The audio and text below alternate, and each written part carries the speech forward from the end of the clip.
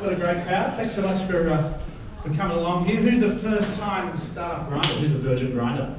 Oh, plenty. I like it. So for those people that haven't been to Startup Grind, there's a reason it's called Startup Grind. It's because building a startup and creating a startup is not easy. It's really, really hard. Otherwise, we probably call it, startup sabbatical or startup fun weekend or, startup summer holiday. But no, it's called Startup Grind because coming up with the idea is one thing, but actually making it happen is a really, really hard thing. And one of the hardest things about running a startup is that you actually need to wear a lot of hats. One day you're writing a press release, the next day you're doing search engine optimization, the next day you're trying to talk to your technical guy to explain what data you need, and you don't always often have all of those skills. And that's where the startup community comes in, because if you invest in a great community and the community is there for you, you'll find people that have actually solved that problem before. They've been there before you. It might be payment gateways. Hey, Stripe versus PayPal. Hey, what works? How do I hold the money for? Whatever that is, you might be able to find someone that can help you speed up your time to market or your growth strategy. So Startup Grind really is about giving first and making friends. And I think if you come into the startup industry with that attitude, if I'm just here to help, then I think all will be very good. For people who don't know me, my name is Brendan Yell. I run Startup Grind, and that's the world's worst photo, but I keep wanting to change it. And everyone's like, yeah, but it makes you really easy to find on LinkedIn. So, I think that was orange and Oompa Loompa there, I think. But anyway, so I mentor a lot of accelerators around Australia, Guru D, Slingshot, Angel Cube in Melbourne, Upstart in Perth, 500 startups up in Singapore as well. And I also founded a company called shopfree.com a long time ago, back in 1999. So I think I've had people at events that weren't born then. So, and I also have a day job working at IBM Software. If you want to find me, I'm at Brendan Yell. There's a hashtag #ResYelly, which other people tag me and stuff just to find where I am. I also want to introduce my co-director, Sean. Where's Sean? Sean, thanks for all your help, mate. Sean is a serial entrepreneur and founder. He's got a number of businesses that he runs. He's having a little break at the moment, kind of helping me out, so he gets to spend some time with his new wife. So good to have you, Sean, and thanks so much for your help. Now, this is the bit where you get to and you go, you know what, we couldn't run these events without the help of our sponsors and partners. Well, you could, They'd just be shit. So here we are, level 40, one of the nicest buildings in Sydney, drinking imported beer and fine wine, eating fantastic food. And that is all the thanks of Hall Chadwick. So I would like to invite David Kenny, a partner of Hall Chadwick, just to come and say a few words about who Hall Chadwick are and why they support startups. I want to stand between you and getting some real education about what we're going to hear from Jules. But look, we are big fans of startups. We've been working with startups since 1999, and I think I worked out the other day. I've been involved with about 200 odd sales of companies and exits of companies that have gone on and made good money and lived happily ever after. But it's all the ones in the middle that don't go so well. Most startups do fail. That's called a spade a spade. And part of the reason why we do support the community is because we like to make sure the education is flowing through. So rather than people getting, going out and making mistakes, they get educated. They get information about how not to do things and getting founders and other really knowledgeable people come along and things like Startup Grind, where we get lots of great speakers come along and hear all great experiences, etc. And it's very important for the community to stand up and do things. And speaking of that, my mate here, Dean McAvoy, has just raised another $500,000. We were having a quick chat about raising money a second ago, but Tech Sydney, which is Dean's the head of Tech Sydney, and that's another great organisation that's helping us propel up the ladder in terms of the way we are perceived and what we can do for startups. So glad that Dean could come along, and he said he was a virgin on the grinder too. So you look, one thing I do say is that there's lots of mistakes that are made. If you know, rather than if you're tracking the right things and you're looking at the right way to measure your business, rather than looking in the review mirror, which is what I'd say that most accountants do, look in the rearview mirror rather than looking at the right metrics and understanding what they need to do to get to the next level. You're going to do it better. You're going to have the right person in your corner. So we do a lot of work for startups, and there's probably the most exciting part of my day is talking to someone about what they're going to do next and who they want to meet and how they're going to raise some money and how to, Dean's involved with StartMate as well. We we call flogging the startups and giving them understandings about how to get their pitch deck right, etc. So it's a lot of fun. So that's a big reason why we're involved. It's not a return on investment thing. It's just something we like to do to help the community.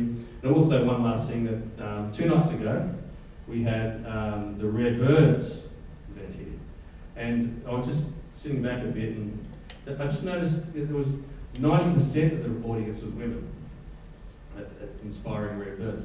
And to be honest, the pitch level was a lot higher. But I'm going to say, your networking has not been up to scratch, guys, tonight. The Rare Birds are absolutely great networkers, so make sure you go out after Jules is finished and you talk to each other and you find out what they do, what each of you do, and meet someone new and make a new friend. And that's the other reason why we host these evenings, to help people meet people and get something out of the evening. So handing back to Yelly and ready for the great man, Jules Lund.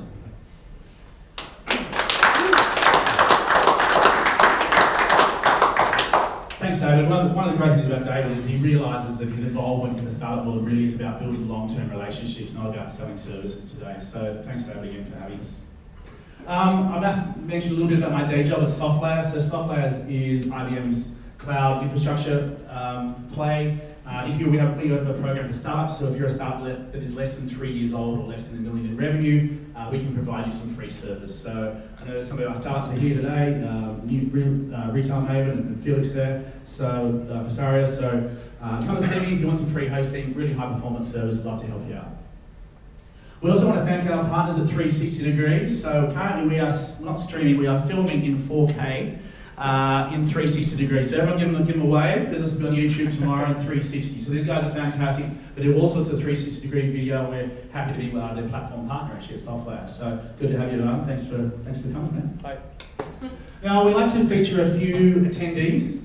When you register, you actually have the option of uploading your photo and a little bit about yourself. So Pablo is here. Where is he? There he is. Nice photo, mate. Looking very good. Data Guru at Capital Pitch. Capital Pitch help companies raise funding. So you know when I talk about you have to wear a lot of hats when you're a startup. Perhaps sometimes when you're raising funds, you're pitching to bankers and people that you really don't know a lot about. You don't necessarily know a lot about numbers. So these guys get everything ready and prepared for you to raise money. So Pablo, it's good to have you here, mate. There's Kate here. I haven't seen her yet, so I might have missed Kate.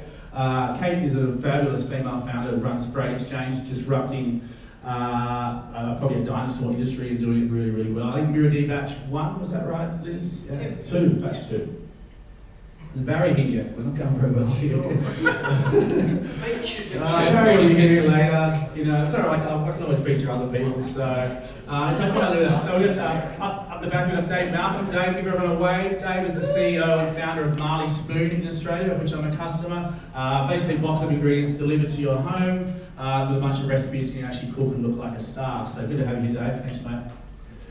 Christy, another great photo there. Christy, she actually founded Fancy, the app, and is the CEO of Hatching Lab, but she paid for a ticket, so hey, it's a play. Kasha, I don't think I was going to leave you out, do you? So Kasha's the community leader at The Hub, which is the co-working space down on William Street. So if you want to go to some great co-working space, a range of different types of people in that place, Kasha's the person to talk to, so good to have you here. So tonight, if people want to get on social, we're going to talk a bit about social tonight. If you want to tweet, if you want to Instagram, if you want to snap, yeah, I know about Snapchat, yeah, we'll talk about that, but maybe Instagram, Snapchat, is that what it's called? Something like that. Insta, Snap. He was already on it apparently, yeah. So you're already sorted. So again, there's some hashtags and at tags there. Also, we'll be taking questions from the audience at the end. So if you go to slido.com, you can do it on your mobile. You just go there, you enter the hashtag SUGSID, you can ask a question, and you can actually vote questions up and down as well. Now, before we get our main speaker out tonight, I want to talk about the next speakers we've got for the next 2 events.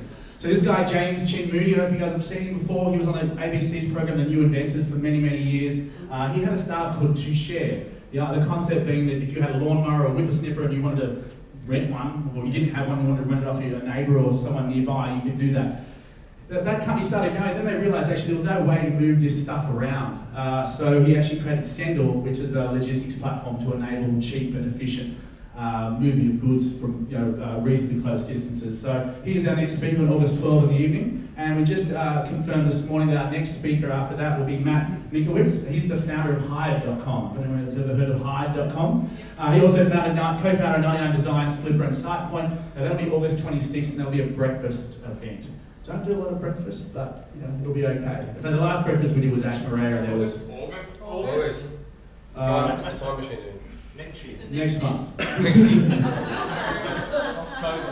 It's going to happen sometimes. But Just checking where we're very good, everyone's paying attention. Fantastic, I like it. So now what I'd like to do is everyone stand up and give a really big warm welcome. We've seen him on TV on Getaway, we've seen him on Channel 9. He's the founder of Tribe. Please give it up for Jules Lund.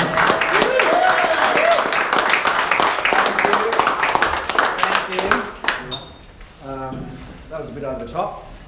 It's a good welcome, mate. It's a very good welcome. Thank you. Good to see you all. What the hell was that? That wasn't me. It was the gas. I just wanted to get a bit of an idea so I know who's in the room. How many of you would say that you're early stage entrepreneur? Yeah, raise your hands. How many would you say more experienced? More experienced ones? Yeah, cool. All right, that's good because I sort of feel like I'm a beginner that is not even really intermediate. So I can't offer much to those people that are highly experienced, but I'm keen to learn from you.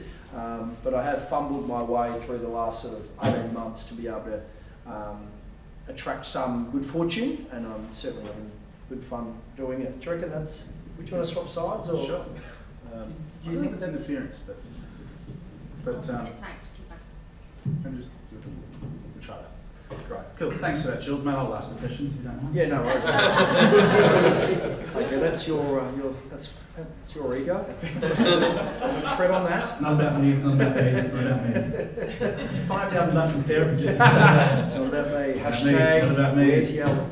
Cool, mate. So look, thanks for coming up from Melbourne. I know you're based down there, and a little bit what I was talking about before about giving back to the startup community, so I really appreciate you doing that. That's you, bud. Is it me? Yep, I'm glad. I can do it with that. Oh no, what is it? I've got no ideas. I can hear you. Okay. Well, you may not even need a microphone. It's good with I can project. Testing 1, 2. Cool, so mate, yeah, thanks so much for coming up. Just tell me a little bit about your sort of where you grew up and your sort of schooling and a little bit about your sort of teenage years. Maybe you're the wild one or you're the entrepreneur waiting to get going. No, I certainly wasn't an entrepreneur. I don't even really identify myself as one at the moment. I was a hustler. I suppose I could definitely identify myself as someone that was able to find an opportunity to exploit. I do remember times when we trained the neighbour's golden retriever to run onto the golf course greens and steal the balls and then run back so we could then sell the balls to the same golfers at the next tee. And then out the front, I think we had a car wash stall, my brothers and I, and the night before we'd take mum's vacuum cleaner bag and then just spray it on all the neighbourhood cars so they woke up and went, shit, that's dirty. Wow, car wash. So we created our own demand. And then I think one of my other jobs was, probably the world's youngest drug trafficker. I was working for the local pharmacy, getting $2 a bike trip to go and deliver drugs to old ladies. It's not the good stuff. Just the stuff to keep them alive. So mate, I first obviously came across you on Getaway. Yeah. Pretty cool job. How did that opportunity come about? Look, I've been very lucky in my life in that when I was about 15, I went to a workshop at my school and there was an individual called Jim Steins, and Jim Steins was an ex-AFL footballer. He was Brownlow medalist and he'd come out from Ireland when he was younger, and he was running a workshop, and I was pretty close to getting booted out of school at that stage. And I did what I always did at one of our school speaking sessions, which was try to sabotage it. And so I was screaming and yelling from the back with my mates. And I actually made one guest speaker cry, so I was pretty good at it, and I was a real prick. And and I was getting away with it. Everyone was laughing with me. And then Jim. Now Jim was sort of 10 foot tall, and he just stood up. And he went, "Right, you stand up." And I stood up. He said, "What's your name?" And I said, "Rupert." And he said, and everyone laughed. And he said, "No, what's your name?" And he ended up sort of ripping into me. Usually the teacher would jump in and kick me out, and the teacher sort of went to kick me out, and he said, "No, I've got this."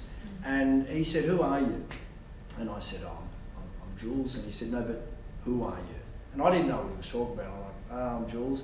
And he kept sort of digging, and I was really struggling, but I was really put on the spot. And I remember him saying, you know, "If you don't know," because then he sort of went on and said, "What do you want to do when you're older?" And I said, "I don't know." And he said, "You know, until you know who you are, you're never going to know what you want." And there was something around him just being a complete. He slapped me across the head, but nurtured me in the same moment. And I thought, there's something here to learn. And I was, you know, I had a 5-year bond for graffiti, and I wasn't really the nicest kid around. And I went to the first course, and that was sort of 21, 22 years ago. And it changed my life. And I was lucky enough to have someone like him. He taught me how to drive, have a mentor in my life that really pushed, nurtured, and challenged. So I then spent 10 years running life coaching sessions and worked with about 100,000 kids in Victoria, trying to help them identify those fears, those limiting beliefs, and then just look them in the eye and see if they could stare them down, and, you know, ways that you could build confidence. So I sort of felt like I was in a really positive environment. So I always set tough goals, and I've always loved scaring the shit out of myself. And even to this day, I lean into the darkness, into the unknown, and it makes me feel incredibly dumb, incredibly vulnerable. But I know that in there is where the growth is, and that has led me on this path. So, you know, there was a day that I said I want to be the adventurous host on Getaway. For those who don't know, because there's only about 2 Australian accents in the room. For those who don't know, Getaway was a travel show, and they paid me literally for 10 years to go around the world and have the world's best experiences. And I just did that for so long, but it's like a dream job. And when I was sort of 22, I said, I want that job. And I did everything in my power to land it, basically. It's funny, I spent 12 months transforming myself, because I wrote I want to be the host, right, in a diary. And I then said, how do I do that? And I literally broke it down. I did every TV presenter's course in the country. And when I ran out of those, I did acting courses, and then I did voiceover courses. And then I read about inspiring people in that space, like Oprah Winfrey, and read about those autobiographies. And then I ran out of those courses, and I wrote my own curriculum, and I said, these are all the areas that I'm really weak. And I thought, how do I overcome those? And some of those things, to give you an example, was I knew as a TV presenter that little voice on my shoulder was going to distract the shit out of me, and it was going to say, you know, like for instance, Getaway, you're out on the street, and you know, someone standing behind camera and watching would really build the anxiety, and I'd go, wow, the pressure's building here. So I thought, how do I confront that and make sure that I don't get distracted? And so I went, I've got to really just face it head on. So I got my cousin, and I sent him some scripts, and I learnt these scripts. And then I used to stand in the doorway of a supermarket at, you know, 6 p.m. at night when it was really busy, and I'd stand there when the doors would go bing bing and everyone's trying to push past me, and I just set my cousin up there and his camera, and I just drilled it and drilled it and drilled it with everyone trying to push past, almost like my own way of trying to build that muscle. And then, you know, when I was out on the street and I'd be distracted, my brain would automatically go, shit, that's about to throw me off. And then I'd go, I've had worse. And just that simple second thought completely wiped and showed that I had that control. The other one was I was always scared that I'd be seen by friends. Like that was a fear and a weakness, and it played on my mind. So I thought, what's the worst spot? And in Melbourne, there's Chapel Street, you know, where, you know, as a teenager, you just go and see all your friends. And so I'd go across right in the spot, the Jam Factory, and I'd jump up on this bin, and I'd put my cousin on the other side of the road, and literally I'd do pieces across the road, humiliating myself until I could do it and shutting off everything around me. So those, I suppose that wanting to confront and strengthen those weaknesses in my life has always been sort of consistent through that. And funnily enough, I then spent 10 grand on a show reel. You know, show reels for everyone back then, it was a VHS.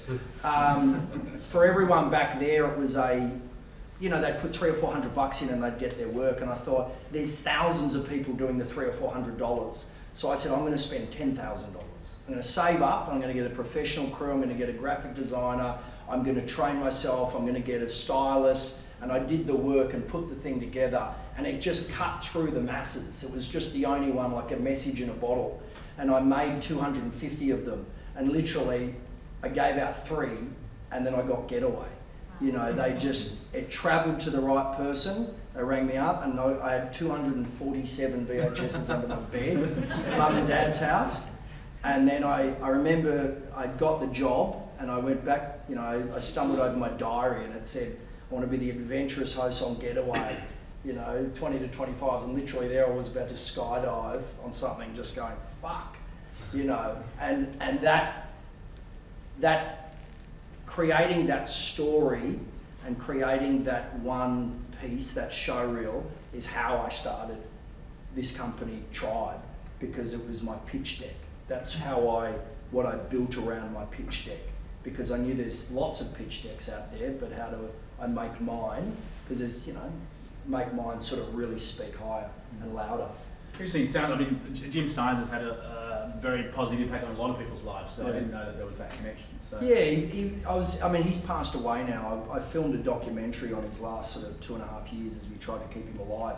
But he's 45, had 26 tumours and 2 kids, and you know, I learned a lot through that process about, you know, not getting so busy making a living that you forget to make a life, which is ironic, because then you start you create a startup, and you know, you're almost a slave to it for a while, which it needs to be. So you can't have everything, I suppose. So after Getaway, did you have a break? What did you do before? Well, I was in between period. Well, I went into radio. So to give you, I'll explain, because I know that you wouldn't really have a context of Tribe, but I went from TV, and then I was able to shift into radio, and all of my ideas were visual. And so the producers were like, well, we can't do anything like that on radio. Go and do it on the social media platforms that no one gives a shit about. And so I just put my head down, and this was about 4 or 5 years ago, and became obsessed with Facebook and Instagram and Twitter. And I managed to get our Facebook page up to become the most engaged brand page on Facebook in the entire country out of all categories. It was just so engaged. It was a great little, I think it was 360,000 followers, but it was top of the leaderboard out of, you know, automotive and food and all that sort of stuff. And only because I couldn't believe the depth of relationship that you could get with someone online. This was back when everyone was like, oh my God, using Facebook, you know, because you don't want to meet people face to face. And then you realise, holy shit, you're more connected with your friends than you've ever been. You know, like, you know what they're doing. It really enriched life in many ways. And a lot of the media agencies were asking Southern Cross Austereo, which is the radio network, how did you build that asset? And they said, Jules can go out and, you know, describe how we built it. And so I went out to those media agencies and consulted for a little bit, and then I was inundated with a lot of their brand campaigns to do sponsored posts, and this is now 3 or 4 years ago. To do like a post, you know, wearing the t-shirt, or, you know, a pair of sunnies, or, you know, like if you think about your social feeds, it's just littered with the brands that you've paid money for, that you love authentically. And so they were, you know, like Luna Park was saying, hey, we'd love for you to go down to Luna Park with your girls and, you know, feature this new ride. I was like, absolutely. That's what we would do anyway. In fact, we did it last month, and I already know the 2 photos I'm about to submit. And so I was doing those, but I realised very quickly that the brands were communicating what they wanted to the media agency, who communicated it with Southern Cross Austereo sales team, who communicated with the promo and tactics team, who communicated to my agent, who communicated it to me. And it was like, can you put this URL in Instagram? And I'd say, well, you can't do that. We go to my agent, the promos team and the sales team, and then the media agency back. And so it was absolutely painful. The Chinese whispers was just breaking up and creating tension for everyone. So I just designed a workflow solution I thought was very simple. It was just a tech solution to provide the information, have all the hashtags and handles in there, give me an idea of the sort of photos that you want, and then I can actually build the image and the caption within there that you can approve very quickly. And I said that would help me. And then I realised, shit, I can now use that for a lot of brands. And then I thought, I don't even have to be me, you know. Rather than dig for gold, I can start selling shovels. So that was about sort of 2.5 years ago, and I just obsessed over it, refined it when I was jogging, just refined it over 12 months to get it really sharp and simple, and then I mocked it up, and then it was time. Cool. So how did you flick that switch? So you've got an idea that you think has worked. You've developed what was originally a bit of a light bulb to now I think this is a business. So yeah. What was your first move? How did you start? Well, I was working with someone else at the time who was a marketing guru and an author, and we were working on the project together. And I was really passionate. I'm quite obsessive, so I obsessed over it. And I really valued having that person there as a bouncing board, but it got to a point where they had their own startup, and they probably couldn't dedicate as much time as I could, so I was able to buy them out. And then at that point, I'd spent a bit of money, especially buying them out. So I then sat down with 2 individuals, and you're seeking out advice all the time. 2 individuals that have had great success in the tech startup world, and I said, all right, what do I do? And they started to give me advice on how I build a pitch deck, and then from there I was building that, and they said, we're really enjoying this process. For some equity, would you think about allowing us to be advisors? And that's a really interesting fork in the road, because it felt like a lot of equity. I knew their track record, so I had confidence. But I was pretty nervous at the time. But then I just really thought, because you get greedy, you just generally go, oh, I want to keep it. And I've done that over the course of my life. Like, I've had ideas and I haven't wanted to share them, and they never eventuated. So good on you, Jules. You have 100% of a turkey rather than 30% of an eagle. And so I luckily had that maturity to say, do you know what? I'm just going to go with this, and this is about education for me, not about the end result. And so they have delivered tenfold on what they promised, and I would never be here had it not been for them. The value of having expert advisors that have been through the process. We just have gone faster and smarter, and I probably should have given them double. It's just been amazing ever since. So that they then set the path for me, and the path at that stage was, we decided, because I'm not a CEO, so I'm a founder of a company, but I want to stress one thing: I know fuck all. Like, I know very little. My view and understanding of the startup space and business is so narrow. But there is elements to me that is, and I'm finding out, is working in this space. But my understanding of the technology, I'm asking dumb questions all day, every day. And the beauty of that, I think, in many ways, is I've given myself permission to be dumb. Yes, I'm embarrassed by it, but I'm getting less embarrassed by it. Yes, I feel like a fraud. Yes, I have no right to be a founder of a tech company. But I am definitely adding value to that process. And anything that I haven't known, I've been really upfront to say, I do not know that. How do I get to a point where I can hire my weaknesses? Where is the point that I can bring in? And we always talk about being the dumbest person in the room, but I literally am, except for my superpowers, which is understanding this market. And understanding product and marketing. There's other things I bring to the table, but I couldn't write them down on a page. Like if they said, what's your job description? I just say, I'm a founder.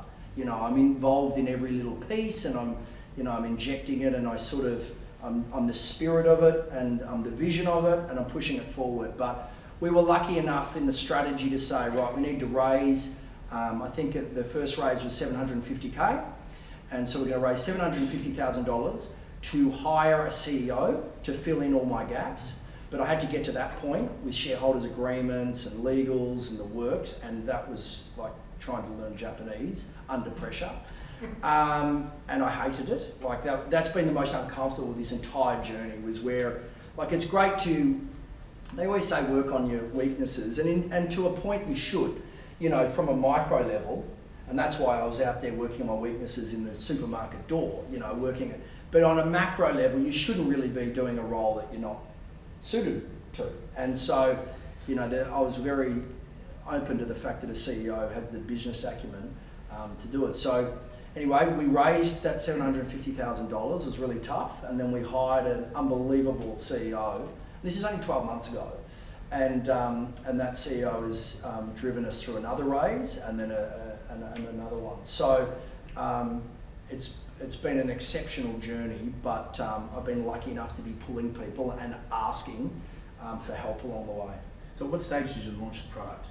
Well, we would have launched it in November. And so the idea is, before getting a CEO, we built the pitch deck, which, as you know, is just, you know, you're raising 700, you're selling a document for 750K. I mean, it's a PDF, you know, like, so you want to put a bit of effort into it and understand the story, and, you know, and what's extraordinary about that initial raise is the emotional battle that you have with yourself. When you're asking family and friends for money, their hard-earned money, it's really confronting, you know, because your brain says, what if? That's how worry and anxiety presents itself to me, is that what if? And I'm not sure if you guys feel that yourself. You know, you just literally, what if this happens? But what happens if I don't? What if? We're so good at asking that question, but we rarely answer it. Do you know what I mean? We go, what if, and we just, you know, obsess over that. But if you actually slow down and go, I'm going to answer that question. So what if it goes pear-shaped? Right? Well, if it goes pear-shaped, I've been honest and upfront that I'm going to do my best, and they know me well enough. I haven't pulled the wool over their eyes. And if the ones that I feel really guilty about taking their money and I lose that money, well, then what I'll probably do is I'll quietly earn money back and I'll repay them. That's my what if. That's my answer. So can I live with that? Can I live with the answer of that what if? And as soon as you embrace and accept that fear, then it is no longer a fear. It's basically, I've accepted that. That is a worst case scenario. I can embrace it. And then you've got a lot of confidence about you. So that's when I was able to go out. But really asking other people for money is not about convincing them that you're going to deliver on your promises. It's really about convincing yourself. And that is a real defining moment. It really helps you question exactly, it helps you question your motives as to why you're doing it. And in terms of those motives, you know, when things go wrong, and you know, they so often do go wrong,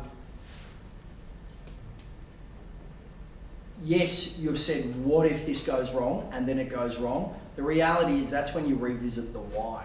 Because the why as to why you're in it, if it's about money and something's gone wrong, well, you're in jeopardy. But if you're actually going into it for education, you know, I find this whole process to be education. So knowing that, it sort of means, in many ways, if it goes good, bad or ugly, if it goes bad, in fact, you hit payday, you learn even more. But no matter if it's good, bad or ugly, no matter what happens, at the end of that day, you will have learnt an enormous amount. So no matter how you go through this process, you really cannot fail. You can't, you know, rock up and go, I've had an empty experience through this process no matter what. So it's enriching to accept that the why, I think, is the driving force behind, I suppose, you just getting better and better. Cool. It's interesting with the what ifs, because I think a lot of people relate to that. And the problem with the what ifs is you end up procrastinating making decisions. Yeah. It takes time out of, you know, what you're trying to do, which is, you know, run a sprint. So just before we get on to some of the challenges and hurdles you've had through through your journey so Yeah. far. I said journey, I always try not to say journey. Just tell people a little bit about what Tribe is. So let's say I'm Coca-Cola and I want to reach people with social media influence. What does the process look like from an advertiser's point of view? From an advertiser's point of view, so say for instance Coke would go into the platform, which is self-serve, and they'd write a brief and it would take them 10-15 minutes, and basically they'd say what the product is, which I'm sure most people know, what their campaign objective is, and they'd have some thought starter pics of the sort of imagery they want, and then they would submit that and it would land in the app. So we have an Android and iOS, and we have 4,500 content creators. They're influencers. How we classify an influencer is anyone that has 3,000 followers or more in a particular passion or Just signed up. Great, you signed up. How was the onboarding? Don't answer that. As you know, you're just always cringing about your own platform because you just know there's always so much more you could do. But yeah, so it lands in the app, and as Cheryl can see there's probably about 300 different briefs in there, and they are all vertical. So it could be, I'm sure you'd recognise half the brands as ones that you probably own yourself. So it could be anything from Reebok, Sony, music, Boost Juice, there'll be beers in there, Pure Blonde, there's whiskies, there's Vodafone, there's there's hundreds, and we've worked with 900 live campaigns over the last 10 months and about 600 brands. A lot of those are global brands, and muesli bars and breakfast, and we all own around 1,000 brands that we endorse as a consumer. And there's no better endorsement than actually picking a product off a shelf out of the infinite options and spending your own money on it. And so the idea is, with all those thousands of brands that we endorse, for those people that are already posting stuff about it, and if they're posting it to 5,000 people or 10,000 or 50,000 or 100,000 people, that has value to the brand. So the content creator would sift through there, and if they saw a brief they liked, and they'd go, oh, there's Coca-Cola, and they click on that, says this is the brief that I want you drinking a Coke in your normal everyday life, then I would get someone to take a photo, because I couldn't do it myself, take a photo of me doing this startup grind with that in my hand, as simple as that. And then I would submit it to the brand manager at Coca-Cola with a price attached. So say I have 30,000 followers on Instagram, I'd put $200 to that. Now Coca-Cola has done nothing but spend 15 minutes, and now they have an inbox that is full of hundreds of pieces of content that is already made, and they haven't paid a cent, right? It's made, pre-purchased. You can see the influencer click through if that's the sort of social feed that you want to be involved in, the sort of conversation that you want your brand to be inserted in.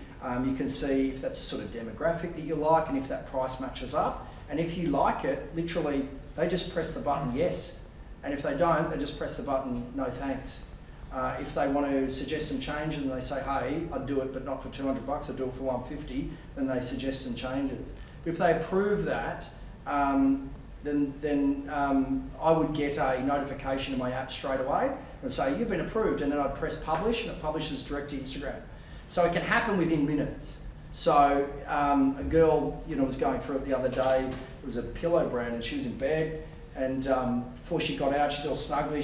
She saw the brief, took the photo, submitted it. The brand manager approved it. She published it and made $300 before she got out of bed. So it's using the tech to do all the work, because traditionally that would have been phone calls and emails and trying to, because as soon as that brief's in there, it goes to 4,500 people, and because we don't send out samples, those people are quite authentic because they have to go and buy the product themselves. So if they don't own the product or they're not willing to purchase it, we feel that they have no right to recommend that their tribe does, their audience does. So we're quite serious about that, which means that people are going out purchasing stuff, doing a piece of content. If they don't get bought, they can say, what do I get out of that Coke? Well, you got a can of Coke, same price that everyone else paid and that you would have recommended you try. So it sort of regulates itself, and as we know with influencers or creators, if they're over posting or it's really tacky, then there's no greater moderation than the tribe just unfollowing them. They'll know if they get it wrong, but they're actually sophisticated and specialist content creators that have created this unique dialect with their tribe over thousands of posts. And You know, we don't deal with people that have 5 million or, you know, 500,000. We deal with what we call citizen influencers. Those have 5,000 or 10,000 followers. So these are people that have created a tribe or an audience around a particular passion or expertise. It could be gardening to gadgets, food to fashion to fitness. But the smaller the tribe, the more potent the influence, the greater the trust, and they actually like that person. It's a real recommendation around things that they already own and love. Yeah, look, I mean, when I describe the concept to people, the first thing that comes up is that integrity. Like, oh no, people smell that placement a mile off and that kind of stuff. No, it sounds like you've really got that process right, and you worked really hard to get that process right. We do, yeah. It feels like Wayne's World here. That's what we set up. Look, to be honest, we recommend that people just say, like, it's always like, oh, but we know it's an ad. Yes, it's okay. That's fine that it's an ad. You know, that doesn't make the recommendation any less authentic. So we tell people to write hashtag sponsored. You know, and what we find is that the audience actually likes the person they're following at that level. You know, a lot of people follow Kim Kardashian, other people just to troll them or to be frenemies or to hate them at celebrity level because they're on The Bachelor or whatever. But when it's someone, you know, like a mummy blogger or a photographer or a chef, you like them, otherwise you wouldn't follow them. So they're quite accommodating, provided that the content is valuable, engaging, and it's not different. So you communicate and educate them along the way? Yeah, I mean, we can do a lot better at that, but they're incredible. I mean, as I say, I find the content creators to be more professional than the brand managers. And so you obviously take a cut of the action there. Yeah, we take 20% of everything. So I think we've had about 4,000 pieces of content purchased through the platform, yeah, it's an exciting space. And markets that you're in at the moment?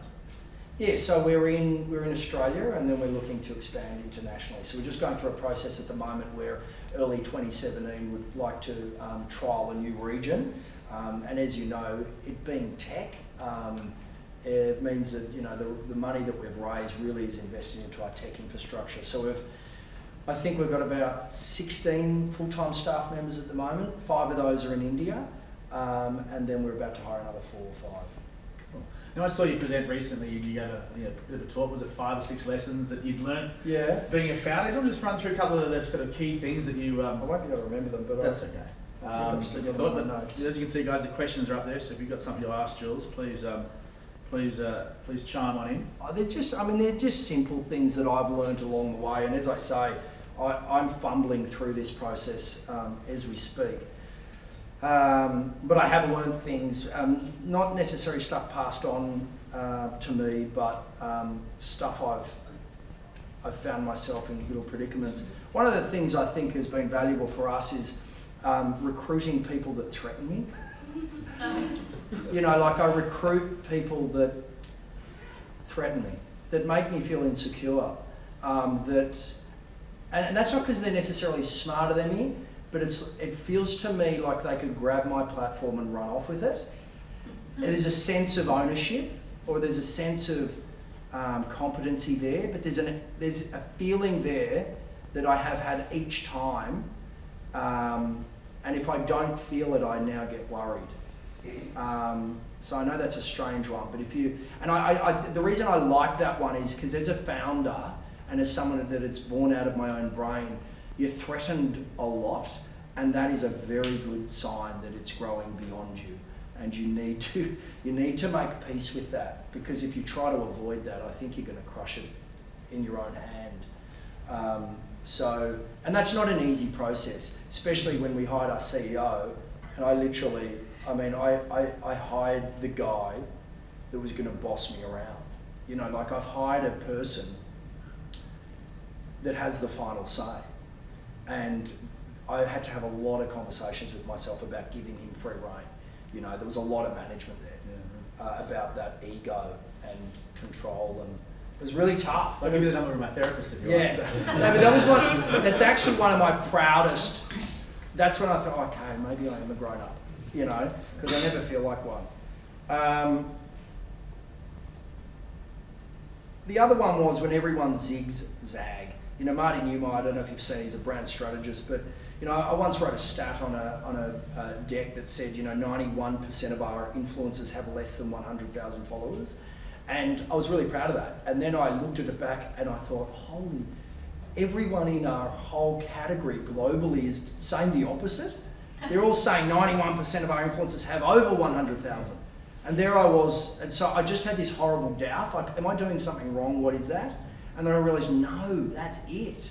That's the opportunity for me, you know, agencies can only deal with a handful of people at a time, whereas tech, I can deal with millions at a time. So the fact that, you know, I have millions of people with 3,000 followers, you know, is a differentiation and a distinction. So, you know, being different is probably good. If your gut really believes in that, just because everyone else is zigging, doesn't mean you shouldn't zag. And then the last one is taking responsibility. Like, through the process, you've got to be pretty honest. I think it's really good to be upfront and honest about everything. I mean, you've got to fake it till you make it at some point. So you've got to blow a bit of smoke up and a bit of smoke and mirrors to get past different stages. You know, you've got to paint a picture. You've got to put it on that's one size too big, and because you know you're going to grow into it. If you believe you're going to grow into it. But for the most part, if things go wrong, just be really adult about it. And that's different, I think, in this space, because when you're really scared of things hitting the press or whatever, it's far better to confront things. I remember we sent out an EDM saying all these brands are involved, and we didn't get permission from the brands. And it was just like, we were showing off, like, you know, and one of the brands rang up and was like, you should have asked permission. And I said, I understand. No, she complained to our sales director, and I rang her up and I said, look, you're absolutely right. We should have asked permission. I just said, we're so excited that you're in the platform. And then we had this conversation, and she ended up just giving me fantastic feedback. You know, I'm really a fan of the platform. Wouldn't it be better if you had this? And if you clicked on that, it opened a tab of Instagram rather than another whole web page that opens up. And we had this fantastic feedback sort of loop, and I just found it incredibly enriching. And by the end of it, she was thanking me and loving the platform and all this, having an hour early been spitting fire at the sales department. And it was so successful, I went back to the office, I said, who else can we apologise to? So then I got the list and just apologised to them all because it was such a great opportunity to be able to create those relationships and get feedback, and they were really open to it because I genuinely thought it was inappropriate. And it was funny, our CEO Anthony did say that, you know, there's studies that prove that if you do something wrong and you actually take accountability, that the brand loyalty you get is actually far greater from that customer than if nothing went wrong in the first place. So it's one of those rewards from actually just going, you know what, you're right.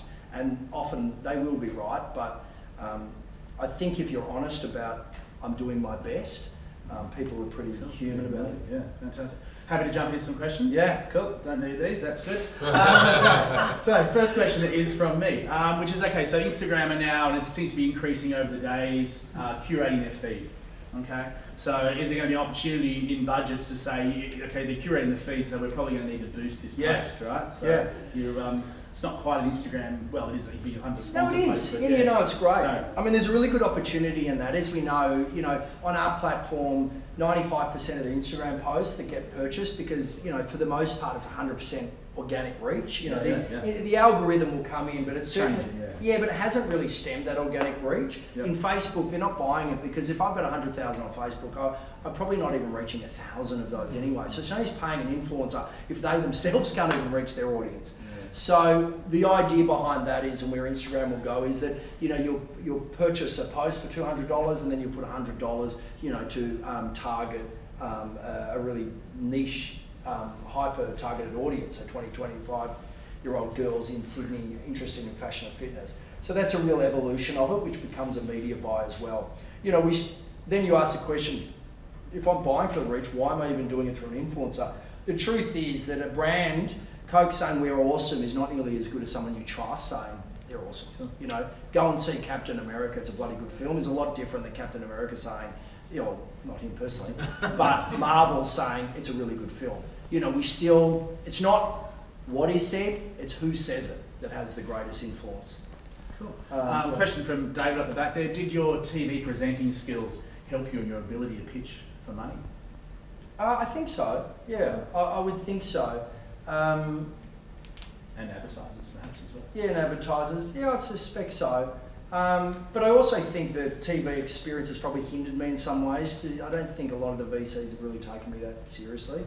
I think it's probably, I probably haven't been able to open some doors for the same reason, because a lot of the stuff I was doing at TV and radio was, you know, was pretty shit. So maybe they just don't like me because I'm too rough around the edges. But either way, we've got here. Sure. Question from Dave from Marley Spoon. Do you plan on implementing a CPA model where you'll be attributing either customer lead acquisition or even percentage of sales as a model? Not really. I mean, the metric that we use at the moment is the industry standard is cost per engagement. But in terms of, so you're talking, do you want to be more specific on it? Yeah, so I think when you've got a breach that marketing strategy, Yep. like guys, so you set up a business, it's really important that you're not just buying a reaching audience, but you're actually buying sales, right? Yep. So we attribute every element of our marketing spend directly to a cost per acquisition. We're a subscription business, so it's very important that we acquire customers at the right, right cost and the right territory, even down to the right postcode. One of the issues that, and we've tried really hard to use influencers, and we've been looking at your platform as well, which looks great. But one of the There's nothing behind it. One of the things that we struggle with is, like, say I want to bring on, so I look at the big influencers in Australia, and I'm like, this is some fantastic person, they've got a massive audience, but where are their audience geographically? We can't get the insights through the platform to tell me that actually the money I'm spending with them is directly hitting eyeballs in a territory that I can sell product to. So when I talk about cost per acquisition model, I'd be willing to pay more to an influencer who could guarantee eyeballs in Sydney, Melbourne, Brisbane, who I can actually deliver to. So I don't really want to buy reach. I do, but I want to buy the right reach. So we really struggle with influencers because they can't guarantee a cost per acquisition model. So it's more of like, how can you blend what you do with an affiliate structure? Yeah. That's where I'm coming from. So in terms of the analytics, so it's funny, 2 years ago, the way it was designed, my platform had all the bells and whistles and sophistication needed, and then I realised how much it would cost. I just started ripping things out of it to do the MVP. And then we're now at a point where we're now just putting all those things back in. And we were, you know, when we launched 10 months ago, we were ahead of the market, but right now I don't think we match the needs of the market, which is the sophistication of analytics. And I would say when that piece of content comes up of holding the Coke can, what you want to be able to do in your inbox is just click on that person and you'll see that breakdown of that audience. So, you know, the demographics that and the data that we're pulling in, we've got all that. All right, so that's based on third-party software, and it's incredible. So I can break down everything from married, single, interests, not of the influencer, but the influencer's audience. But you'll certainly be able to say where they are in the world. You'll see where they are in the country. So you'll break it down by city, and then you'll have male, female, different ages. So you'll have all the, you know, you'll have more data than you can imagine. But it's just taken a while to get there, not necessarily just from us, but